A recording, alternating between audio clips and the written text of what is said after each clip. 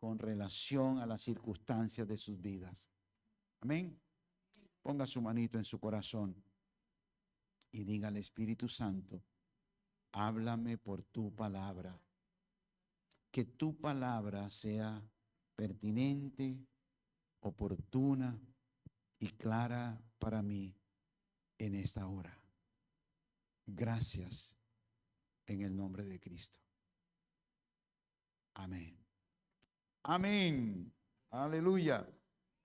Bueno, yo les he dicho algunas veces que hay ocasiones en las que el tema de la predicación es un tema casi que obligado, ¿verdad? Normalmente en esta iglesia procuramos desarrollar temas continuados que obedezcan, digamos, como a un tema general. Puede ser por meses o, en fin. Pero hay ocasiones en las que nos toca hablar de lo que está, digamos, en la historia, en el momento. Por eso hoy nos toca hablar de las mamás, porque hoy es el Día de las Madres. Y no se preocupen que al final vamos a hacer una oración especial por todas las madres y mamacitas de la iglesia. ¿Ok? Siempre entonces que hablamos sobre las madres, o al hablar más bien de las madres, o en este Día de las Madres, tenemos que hablar de la madre por excelencia. Y creo que la madre por excelencia para todos nosotros es María, la madre de Jesús. Yo sé que de pronto aquí hay evangélicos, protestantes, recalcitrantes, que nunca han escuchado una predicación o una enseñanza sobre María, pero le pido que hoy cambie un poquito su situación tan radical y me permita mostrarle a María desde la perspectiva de la Escritura, desde la perspectiva de la Biblia. Porque además déjeme decirles lo siguiente, la María que nosotros vemos hoy a través de la religión oficial no es la María de la Biblia. Voy a repetirlo. La María de la Biblia no es la María que adoran nuestros hermanos de la religión tradicional.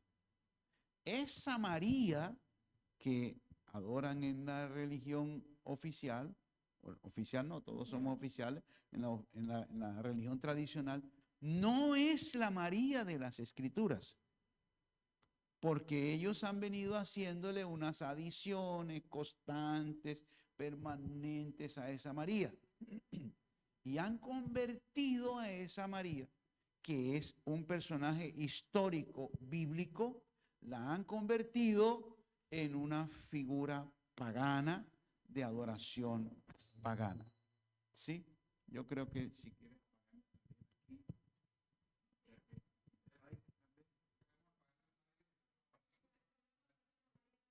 Sí, entonces ayúdame a ti.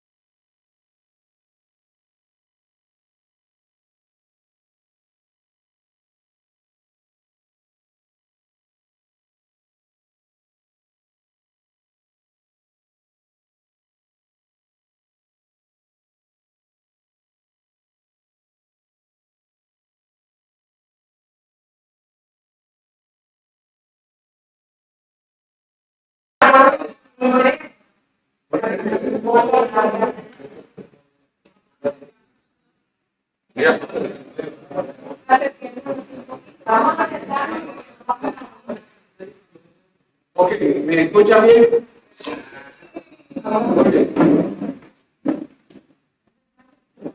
¿Cuáles son los problemas más grandes de la María que adoran la religión tradicional. Son varios. Y no es que un día decidieron por decreto, por bula, papá, lo que sea, decidieron establecerlo así, no. Sino que ha venido con el tiempo evolucionando y se ha convertido en lo que hoy es. Uno, la virginidad eterna. Es decir, que ella fue virgen antes, durante y después. Eso niega, por supuesto, el hecho de que ella fue madre. Porque si bien es cierto que Jesús fue su primogénito, es evidente en la Escritura que ella tuvo otros hijos. Mateo capítulo 13, por ejemplo, habla de los hermanos de Jesús, inclusive por nombre, por lo menos unas 3 mujeres y por lo menos 2 o 3 varones. Es decir, que ella tuvo otros hijos. El segundo problema es el problema de la, ¿cómo llamaríamos? Como de la sin mancha, completamente, una persona completamente inmaculada, como inmaculada. Es decir, nació sin pecado original, ¿verdad? Y se mantuvo completamente inmaculada, todavía inclusive en 1950, no, ya había nacido en ese tiempo. Todavía en 1950 el Papa Pío XII estaba declarando la inmaculabilidad, con una bula, un decreto papal. Otro problema es que con base en ello, ella entonces ascendió a los cielos con cuerpo y está en los cielos. Oye, hermano, madre mía, está en los cielos con cuerpo.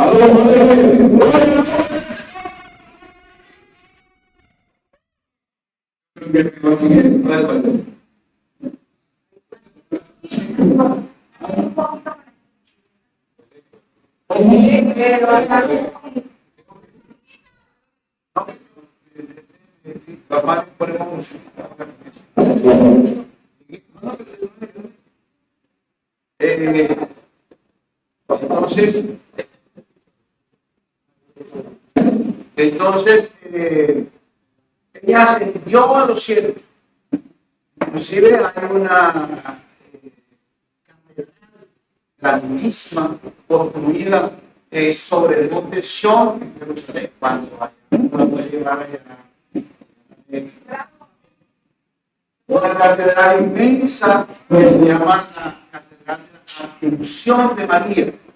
Es decir, que según la tradición, María subió a los cielos de ella. Pero históricamente nosotros tenemos que María, abajito, allá en el monte de los Olivos, está la tumba de María. Uno no se explica cómo así que ascendió y estaba. Pero bueno, ese es otro asunto. Y un asunto mucho más complicado a raíz de todo este tipo de situaciones es la intercesión de María.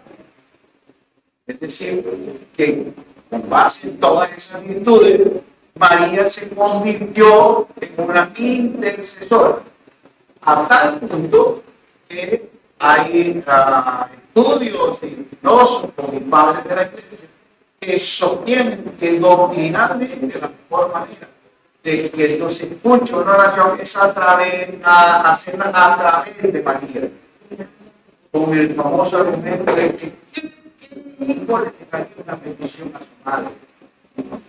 Y eso entonces también la convierte como en madre de Dios. El título, la madre de Dios. No, Dios no tiene mamá. Si Dios no tiene madre. Si bien es cierto que es la madre de Jesús, no es la madre. Ahora bien, todo este tipo de situaciones surgen como les digo, como parte de un proceso evolutivo. Desde el Congreso de Calcedonia, el Concilio de Calcedonia, hablando del año 430, 450 después de Cristo, ya venía la situación de María. Y la razón es que ellos vienen, ustedes saben, dentro de un contexto histórico, ellos, el pueblo de Israel, histórico y geográfico.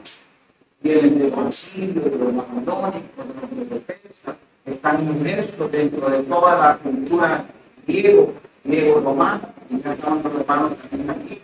Entonces, todas las otras culturas tienen una figura de una madre como diosa. Y entonces, igual, los egipcios tienen a Isis, los griegos tenían a Cibeles, los romanos tienen a Diana, y todos tienen, todas las culturas tenían una figura de una mujer que era como Dios, que era como la madre. Y por supuesto, entonces, nuestro gran emperador romano, que fue precisamente Constantino, que unifica todo el imperio a través de la religión, establece que de todas maneras el cristianismo también tiene que tener una figura de ese estilo. Y la mejor manera entonces es elevar a la Madre de Jesús a ese nivel. Ustedes pueden viajar por todo el mundo y van a encontrar a María en todas partes. María China, María Arreglada, María Negra, María de María de otro, María de todo, en todas partes. Encima de eso, el diablo dice que la quiere. Y entonces el diablo ha hecho a través de la historia una cantidad de apariciones de María. Y no digan que son mentiras, esas apariciones son ciertas, porque el diablo se disfraza como ángel de luz. Y entonces aparece Fátima, y aparece la Virgen de Lupe. Y nosotros aquí, una Virgen sinvergüenza, que lo que hace es que le da protección a los españoles, que son los colonizadores, que son los que nos están oprimiendo al pueblo indígena, y se pone del lado de los poderosos, en este caso los españoles, en contra de los indios. ¿Recuerdan la leyenda, verdad? Sí, la una famosa que los indios envenenan y los españoles se mueren y se aparece la Virgen del Rosario y entonces resucita, que eran los españoles. Los pobres indios quedaron. Entonces, en todas partes nosotros vamos a tener figuras, imágenes y vamos a tener este tipo de figuras, digamos, que... ¿Cuál es mi invitación para el día de hoy? Vamos a terminar a María como lo presenta Biblia, simplemente. Olvidémonos cómo la religión tradicional María. Esa no es la María de la Biblia. La María de la Biblia es un personaje histórico que existió, que tuvo virtudes y tuvo defectos, y que estas virtudes son las que tenemos que resaltar de modo tal que nos animemos a imitar. Como Pedro, como Pablo, como Juan, María fue un personaje histórico que tuvo que ver entonces también con nuestra salvación. En ese orden de ideas, entonces, yo les invito a que separemos el asunto como en 3 estadios. ¿Cómo nos presenta la Biblia a María antes de Cristo? ¿Cómo nos la presenta durante Cristo, el ministerio de Cristo? ¿Y cómo nos la presenta después del ministerio de Cristo? Antes, durante y después. ¿Están conmigo? Ok. Ahora me voy a basar en Lucas, Evangelio según San Lucas, en el capítulo número 1 del Evangelio según San Lucas. Capítulo número 1 de Lucas.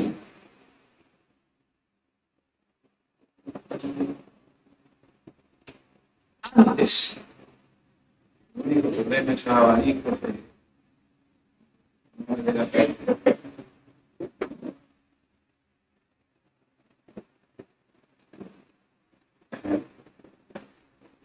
Antes. ¿Qué ocurre antes? María era una joven, calculamos que yo creo que María era una joven, a mi modo de ver, tenía que ser una joven virtuosa. Debía ser una niña, digo niña, pues ya en ese tiempo era una mujer, pero debía tener alrededor de unos 15, 16, 17 añitos, porque era la edad en que las chicas se casaban. Debía haberse casado con un hombre mayor. Ustedes debían ser un hombre mayor. En el tiempo de ese matrimonio, el matrimonio se dividía como por etapas. Y había 3 etapas definidas. La primera etapa es lo que nosotros llamamos el compromiso. Era cuando los 2 familias se juntaban, decidían que iban a entregar a sus hijos en matrimonio y se establecía como un pacto. A partir de ese momento, ellos, los contrayentes, quedaban, digamos, comprometidos. No estaban casados, no tenían relaciones, no vivían juntos, pero ya estaban comprometidos. Esto debió ser el tiempo en el que el ángel Gabriel se le apareció a María, porque dice que ella estaba desposada con un hombre llamado José. La segunda etapa es cuando el hombre va a preparar un lugar para ella. Y entonces normalmente el hombre iba a construir una casa al lado de la casa de su padre, de la prima, abajo, en el patio, en cualquier lado. Iba a construir una casa para ella. Y eso a veces tomaba tiempo. Casi siempre tomaba entre un año, largo, 2 años. En ese tiempo, los contrayentes permanecían fieles el uno al otro. Y la tercera etapa era cuando ya habiendo preparado un lugar, el marido iba por su esposa y se la traía para su casa. Y ahí era cuando decidían entonces vivir juntos. Estando en la flor, digamos, obviemos la parte de la construcción de la casa. Quiere decir que había por lo menos 2 grandes límites. 1, el compromiso, y 2, el vivir juntos. En ese lapso, digo, es cuando nosotros encontramos la declaración del ángel. Entonces, estoy en el capítulo número 1, en el versículo número 26. Capítulo 1, versículo número 26. 26. Lucas 1, 26. Estando en esa situación, voy a leer rápidamente, dice que al 6º mes, el ángel Gabriel, recuerden que los ángeles tienen como jerarquía, ¿verdad? ¿Sí? Hay ángeles,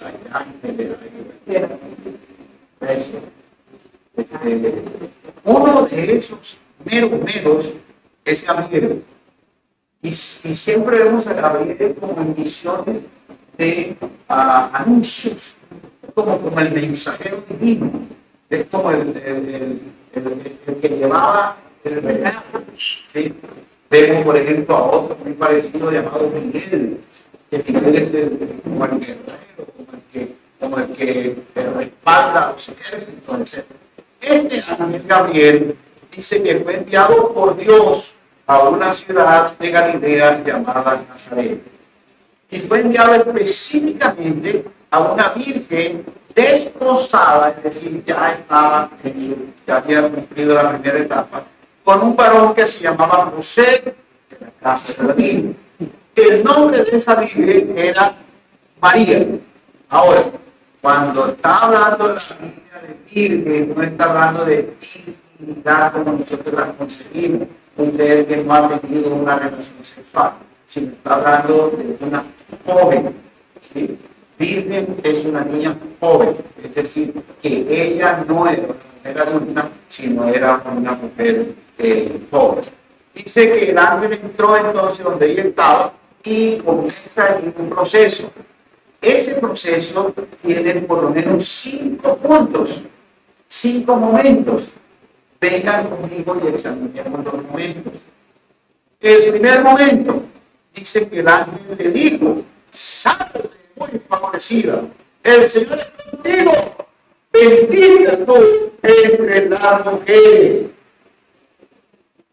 No era un saludo común, pero este mismo saludo que nosotros encontramos aquí es un saludo que Dios había presentado a una mujer en el libro de los jueces llamada Jael. ¿Se recuerdan? También Dios le había dicho, jueces 5, a esta mujer, a él le había dicho: salve muy favorecida, el Señor está contigo, bendita tú eres entre todas las mujeres. Ahora, ¿están de acuerdo conmigo? Porque es una bendición. Dice entre las mujeres, entre todas las mujeres. Bueno, ya dice entre todas las mujeres. ¿Sí?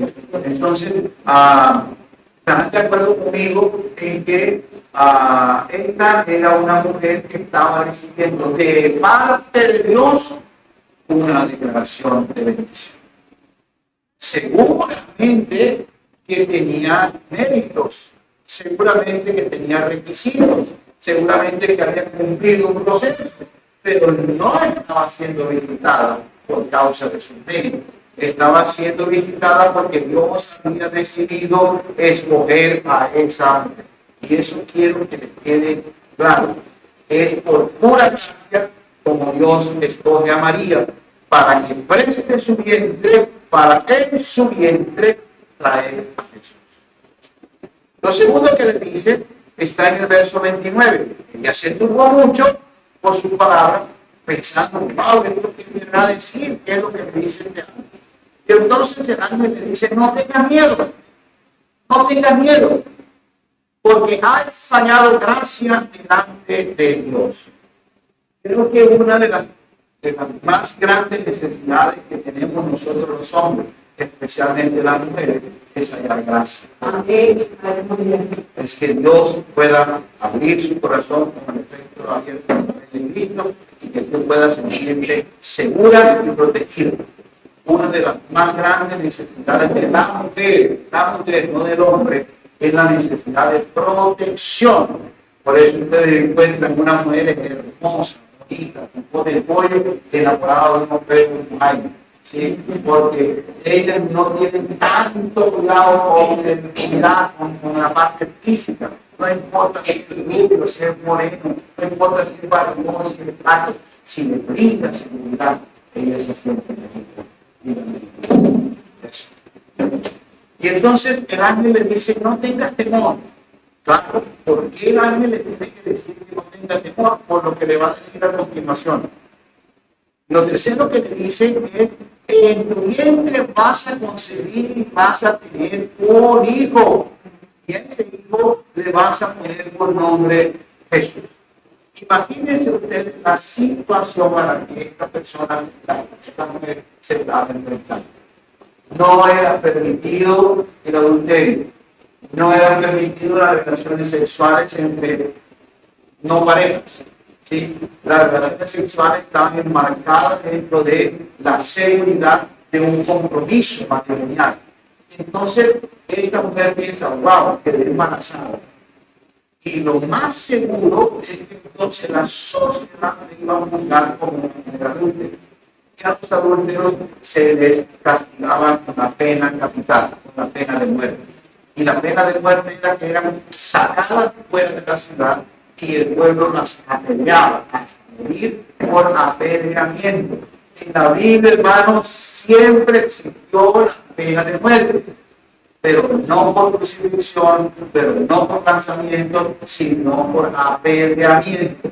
Entonces la mujer no solamente está pensando en su futuro, que va a perder la confianza de su maridito, porque está con una barriga que no es de él, sino que además de eso, la sociedad la va a rechazar y posiblemente está arriesgándose también a que ella pueda ser apedreada. Porque el ángel está diciendo que está embarazada. Y encima le está dando de una vez el nombre de su hijo. Esta mujer ni siquiera tuvo la oportunidad de ponerle nombre a su hijo. Pero un cuarto detalle, una cuarta manifestación que aparece allí es cuando ella le pregunta al ángel: ¿y eso cómo va a ser? Si yo no he estado con nadie, si yo no conozco varón. Entonces el ángel le explica que el Espíritu Santo va a venir sobre ella, que el Altísimo la va a cubrir con su sombra y que de esa manera ella va a quedar embarazada. No me pregunten cómo funciona el asunto.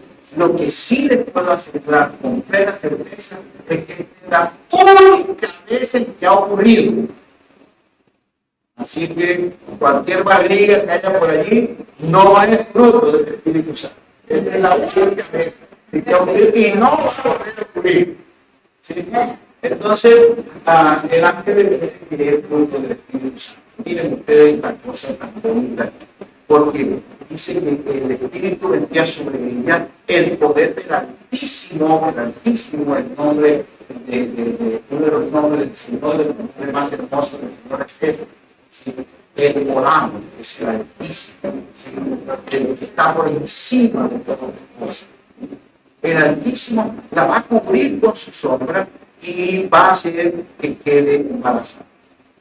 Y por último, como de pronto ya estaba un poco incrédulo, no sabía cómo funcionaba el asunto, el ángel le da una señal externa, una evidencia externa, y le dice: ¿te acuerdas de tu prima Elizabeth? ¿Cómo la hija de mi tío José? Sí, bueno, esa que es estéril, que lleva tantos años de matrimonio, que no ha podido concebir, ha concebido en su vejez, y ella está ahora en su sexto mes de embarazo.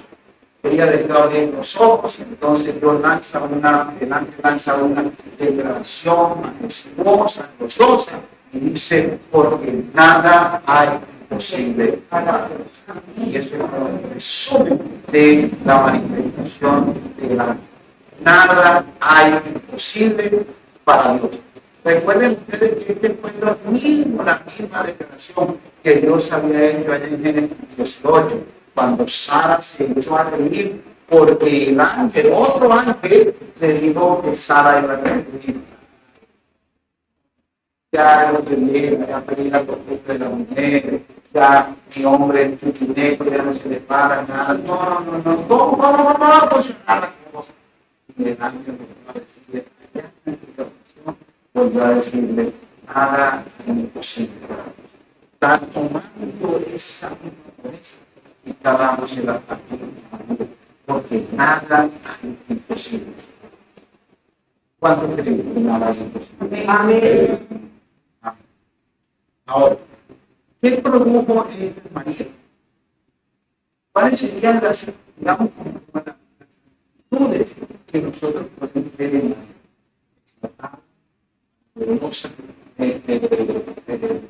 ¿Cómo se llama? Hermosa. Una actitud muy preparada, que tuvo varias manifestaciones. Una, estuvo entregada completamente a la voluntad del Señor. Háganse conmigo conforme a tu voluntad. Yo sé que voy a pasar por situaciones difíciles para convencer a mi esposo de que no le he sido infiel. Yo sé que voy a pasar por situaciones difíciles para convencer a la sociedad que me he caído en adulterio, pero hágase conmigo conforme a tu voluntad. Segunda actitud que podemos observar: se gozó, se alegró, se regocijó a pesar de la situación. Ella estuvo gozosa y feliz.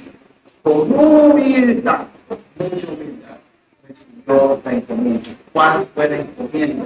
Imagínense, prestar su cuerpo para que Dios hiciera el milagro de la encarnación.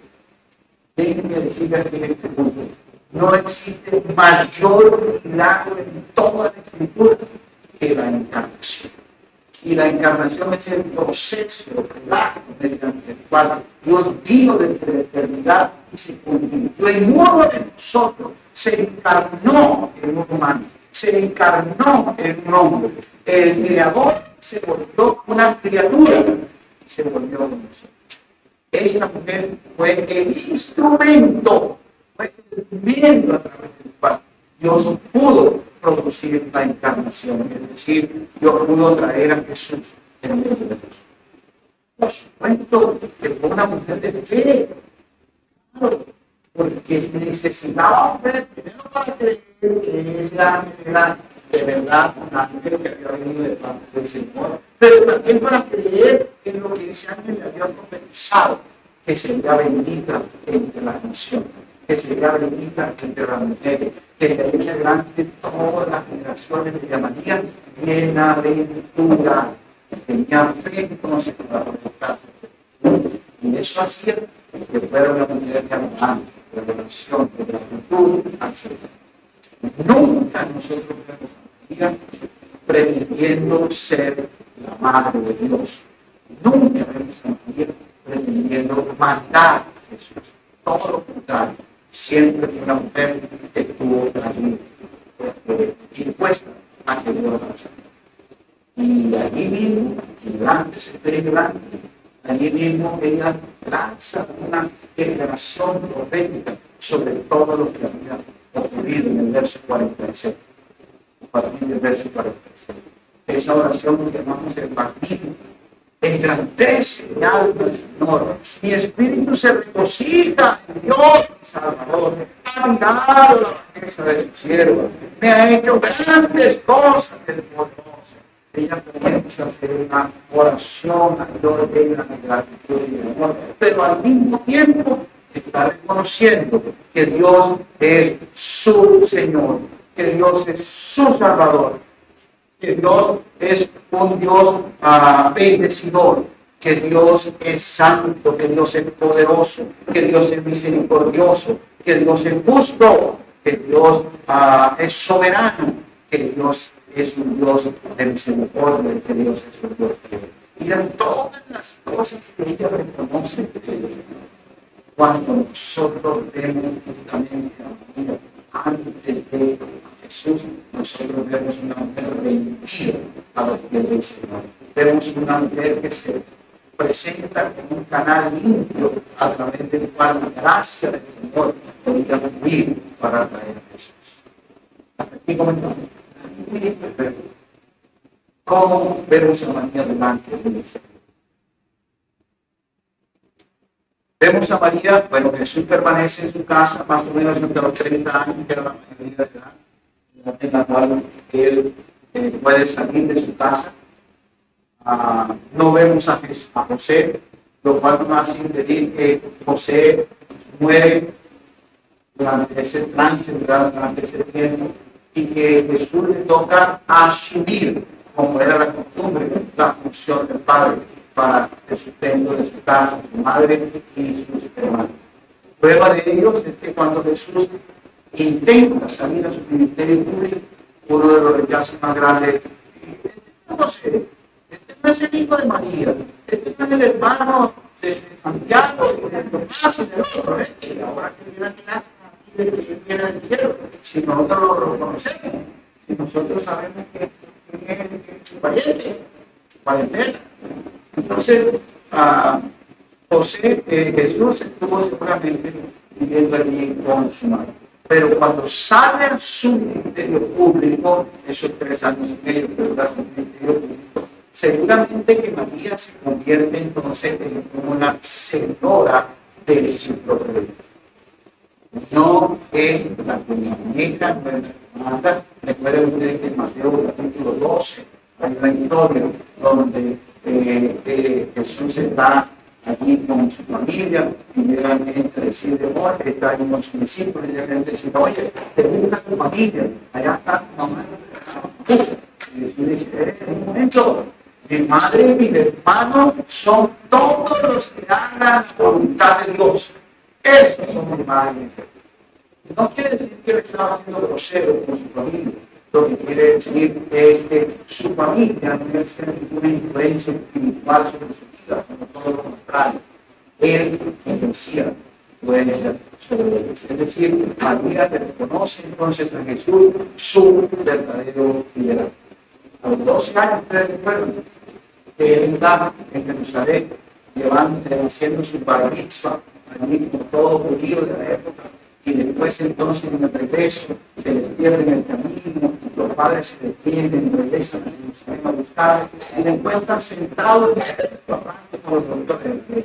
Y entonces los papás le reclaman, oye, pero ¿por qué no hace esto? Y él simplemente le dice,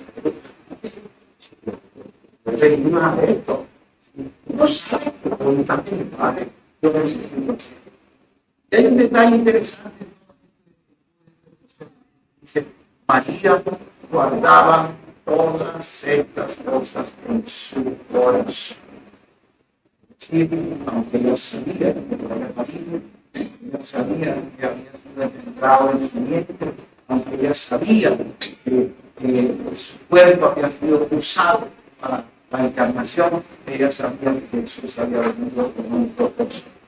Desde antes del nacimiento, Jesús había venido para la muerte, porque ella sabía que ese era el precio que Jesús había tenido por nosotros. ¿Cómo vemos a María en la tercera etapa? Después del ministerio de Jesús. ¿Dónde aparece María? Bueno, ustedes recuerdan, aparece en la crucifixión al final. Aparece en la crucifixión al final. Jesús le encomienda a su discípulo Juan, quien además era pariente, era medio pariente de ellos, le encomienda entonces a su madre, y en las últimas palabras, una de esas palabras fue, hijo, y tu madre, padre, y aquí a tu hijo, recuerda. ¿Sí? Entonces Jesús le encomienda a ese discípulo el cuidado y la protección de su madre. Eso nos enseña que como buen hijo, de todas maneras, está también cuidando y protegiendo a su madre. Y aquí hay un paréntesis para decir, cuidado con su madre, cuidado con su madre. Porque es el único mandamiento que tiene promesa de bendición. La manera como tú trates a tu madre, la manera como tú protejas a tu madre, la manera como tú cuides a tu madre, es una orden del cielo para ti. No es opcional. No es que no hagamos hora y entonces luego. No es opcional. Es una orden de Dios para ti. Y créeme, si tú honras a tu padre y a tu madre, serás uno, serás cabida sobre la tierra. Y dos, recibirás la prosperidad del Señor en todo el tiempo. Esa es la profecía. Y bueno, finalmente en la tercera etapa, entonces nosotros vemos a María como parte del equipo de los discípulos de Jesús. Y la vemos allí en el aposento alto, junto con los 120, esperando la promesa que Jesús les hizo, esperando la promesa del Espíritu Santo a ellos.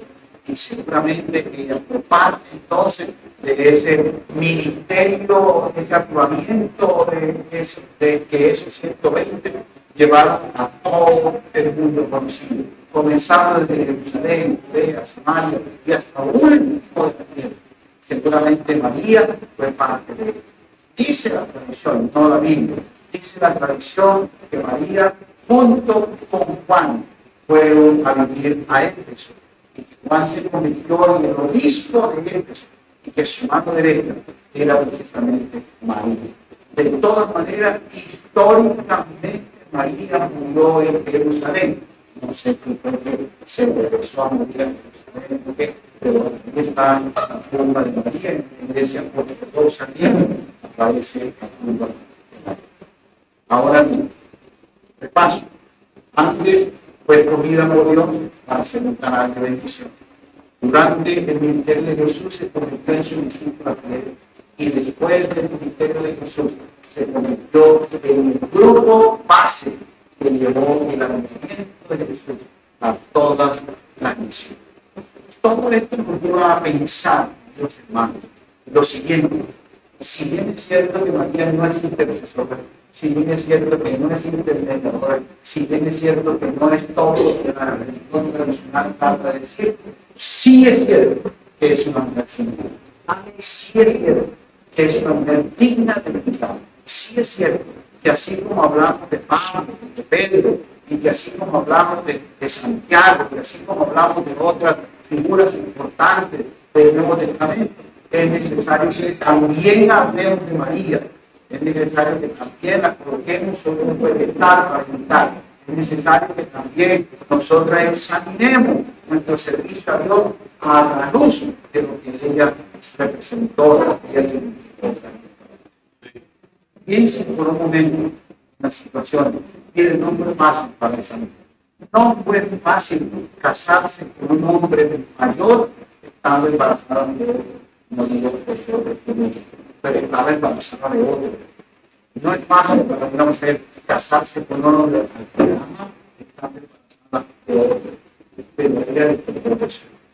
Bueno, después la crisis que sufrió José, cuando se dio cuenta que la mujer estaba embarazada, dice la Escritura, que intentó dejarla secretamente. Dice, ese hijo es mío, yo me la piso, yo no voy a cargar con esa barriga. Pero otro año el Señor se le apareció a José y le contó la verdadera historia. Y le dijo, no te preocupes, no tengas temor de recibir a ti, porque lo que hay en su mente es el Espíritu Santo. Y él entonces decidió hacer entonces. Pero esta mujer también renunció a, digamos, ponerle el nombre a su primer hijo, a su hijo primogénito. Yo sé que las mujeres, digamos, disfrutan mucho desde meses antes, ya sabemos que vendría Abigail el camino, ya le llamamos a Abigail desde que supimos el sexo. Ya disfrutante recordando a Isabel, el nombre, por su abuela. Cada uno de ustedes disfrutó colocándole el nombre a su primer hijo. Pero resulta que María se dedica y realmente se va a llamar Jesús. Pero yo quisiera ponerle José, no, se va a llamar Jesús. Tuvo que renunciar.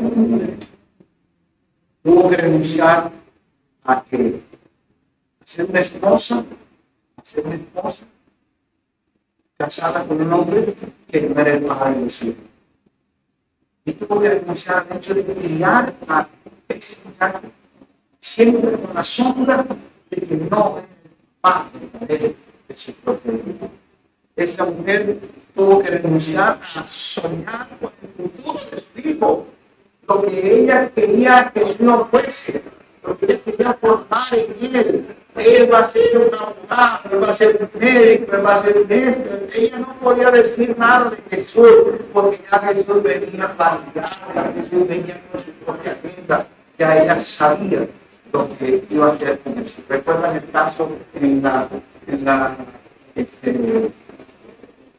María Dolorosa, cuando Jesús va cargando en la cruz y las mujeres se le acercan a Jesús y le dicen, ay, no sé qué, y le dicen, ay, bueno, María tenía ese dolor en su corazón, porque ella sabía desde el principio que Jesús había venido precisamente para eso. Ella no pudo soñar con el futuro de su propio hijo, ella no pudo planificar el futuro de su hijo. Todo esto, hermanos amados, nos hace pensar que Dios nos ha colocado a nosotros como personas, nos ha colocado como instrumentos de cuidado y de protección, así como a ella nos colocó como instrumento de protección para su hijo, a nosotros nos ha colocado como instrumento de protección para la gloria y el honor. Amén. El diablo pretendió matar el fruto de ese.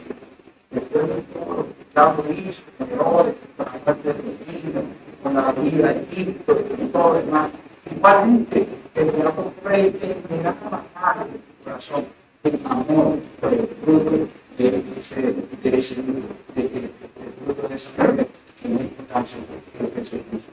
Cuida entonces la comunión con el Señor, cuida la comunión con Jesucristo, cuida la comunión y la amistad con Él, porque a nosotros no nos quitó nada.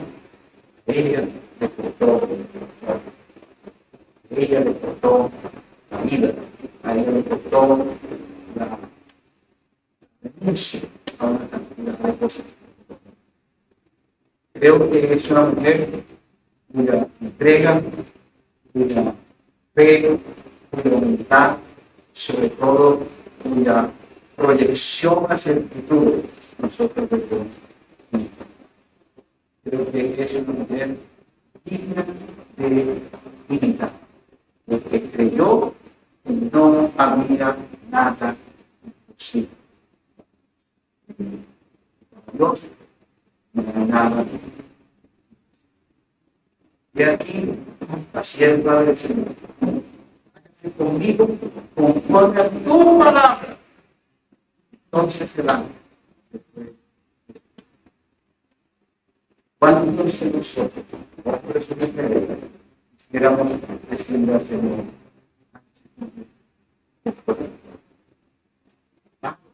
Yo tengo manos, yo tengo proyectos. Claro que sí, también. Pero entonces, ¿por qué razón de todos sus principios como vecino? El Señor tenía mejores planes.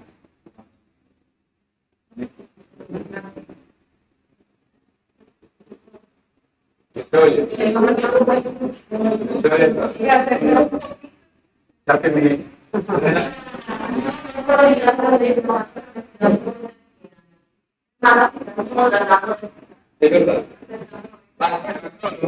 es que son bien.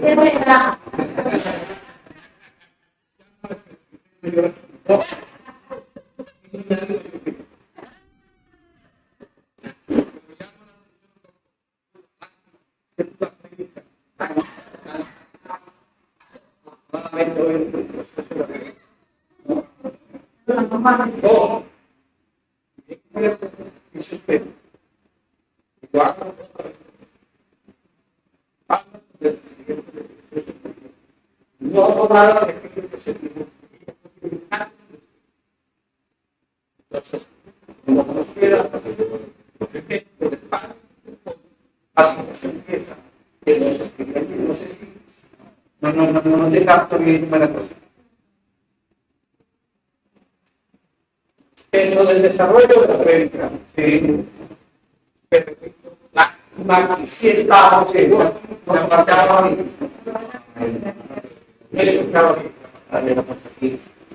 Entonces, dentro del desarrollo de ella, no se dijo nada sobre la situación de María en el antes y después, que fue primero. Entonces, en el texto, ¿qué se dice el texto? Okay. Desde el principio yo les dije lo siguiente: vamos a ver a María desde la Escritura, no desde la religión tradicional. La doctrina de María siempre viene desde la religión tradicional, no de la Escritura.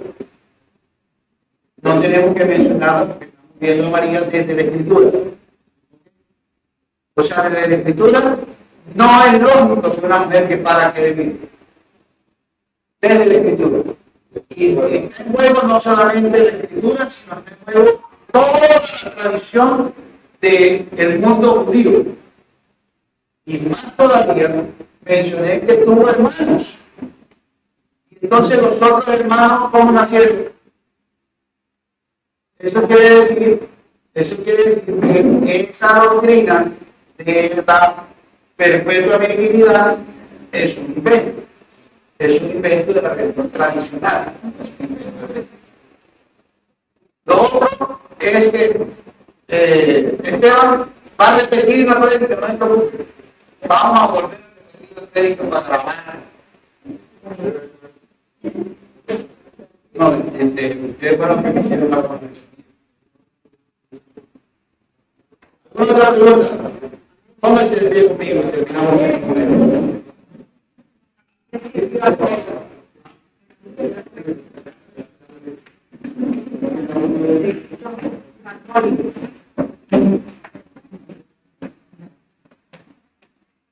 Cuando usted habla como una persona de la religión tradicional, a mí no me gusta mencionar los nombres. Cuando habla con una persona de la religión tradicional, entonces usted le dice: yo voy a mirar a María desde la perspectiva de la mujer. Entonces, lo primero que ellos hacen es acusar, decirle, es que ustedes los evangélicos no creen en María. No, si creen en María, no está en la Biblia. Es un personaje de la Biblia, ¿cómo no voy a creer? Como decir, yo no creo en Pablo, porque a mí no me gusta Pablo, los bonitos feos no me gustan, yo no voy a creer en Pablo. Igual, María tiene la Biblia, yo creo en ella. Lo que no creo es todo lo que ellos le han ido adicionando a María. Eso es lo que creo. ¿Por qué? Porque la fuente de revelación para nosotros, los cristianos protestantes, es la Escritura. ¿Estamos? Y si bien es cierto que no contiene todas las cosas, sí es cierto que todas las cosas que contiene, que sí contiene, es la autoridad suprema. En el caso entonces de la religión tradicional, entonces te dicen, no, eso que te estoy diciendo, la divinidad eterna, la ascensión, la intermediación, todo eso, no está en la Biblia, pero está en el magisterio de la iglesia, ni siquiera en la tradición, en el magisterio de la iglesia, es decir, lo que ellos han venido enseñando. Entonces, para que aclaremos, hay tres fuentes de revelación, desde el punto de vista de la teología. Uno, la Biblia. Dos, la tradición oral. Y tres, el magisterio.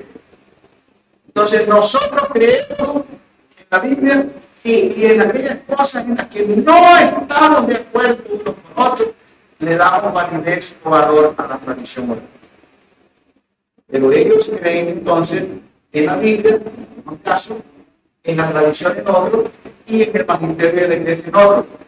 Entonces, cuando alguna de sus doctrinas no aparece ni en un lado ni en otro, entonces ellos buscan todo.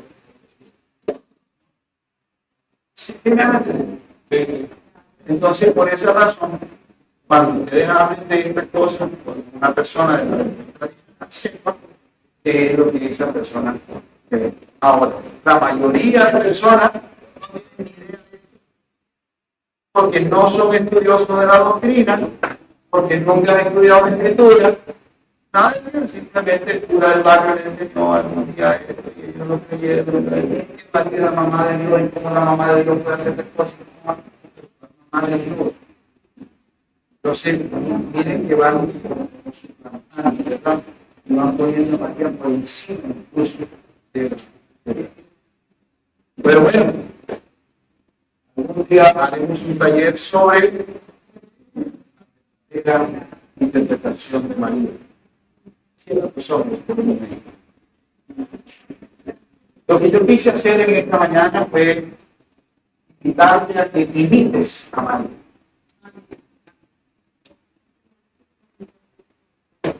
Describir o resaltar algunas bondades de una característica de María y invitarte ahora a que las imites.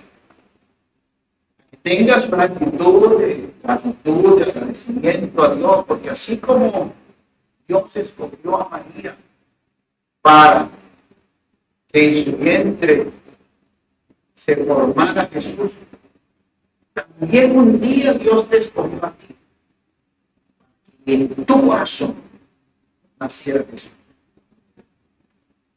Porque físicamente nació a través del vientre de María. En la salvación Jesús nace en tu corazón. Y creo que debemos tener las mismas actitudes de María, de entrega, de regocijo, de alabanza, de fe. Gracias, Señor. Dale gracias al Señor porque tú has sido escogido con un propósito eterno. Tú has sido escogido para llevar también en tu corazón. Así como ella fue escogida para llevarme en su vientre durante 9 meses, tú has sido escogido para llevarme.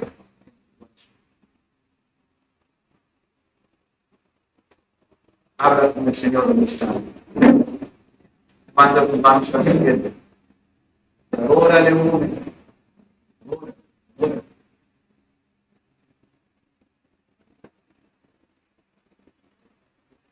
por gracia, fue por amor, no fue por méritos, fue por la gracia del Señor. Y así mismo por gracia, el Señor vino un día a tu corazón. Y hoy habita dentro de tu corazón.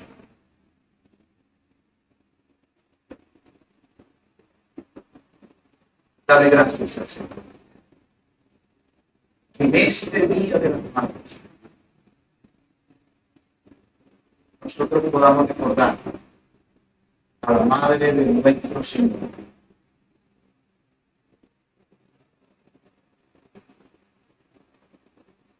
Y no quiero terminar sin hacer una oración especial por las madres.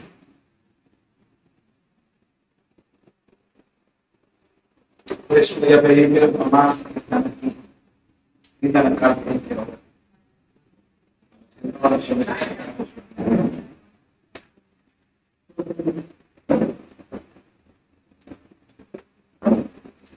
Brindan las mamás.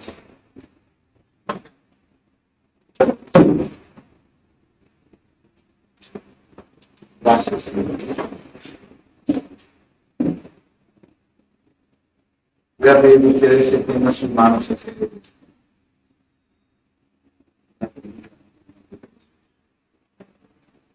Estas son nuestras Marías, Señor. Estas son las mujeres que han decidido entregar sus vidas para que Jesús siga siendo formado en medio de nosotros. Hoy las bendecimos. Hoy te damos gracias por ellas. Gracias por cada una de ellas.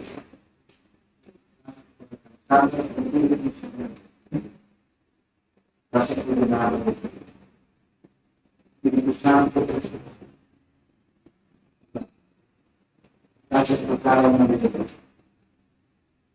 Gracias. Por cada hijo que tú le dices. Por cada nieto que le has confiado. Gracias. Bendito sea el nombre de Cristo. Señor, en el nombre de Jesús, te declaramos sobre ellas y pedimos, Señor, que tú seas, Señor, infundiendo ánimo, fuerza, gloria a su labor de madres. Que ellas se levanten con las veces en el nombre de nosotros. Te damos gracias.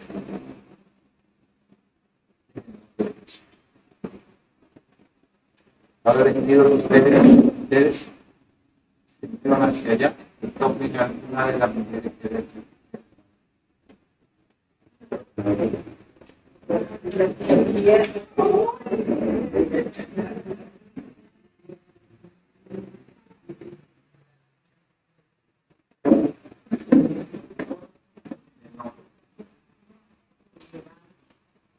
Gracias, Dios.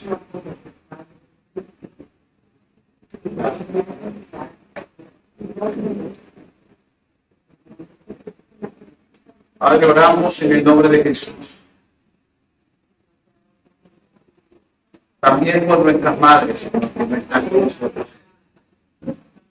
Bendícenos. A las mamás que partieron al cielo, Señor, te damos gracias por ellas.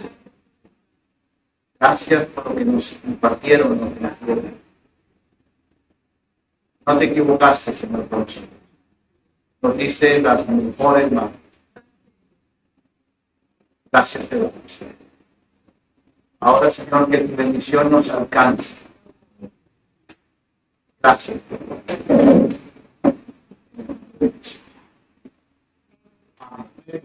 Amén.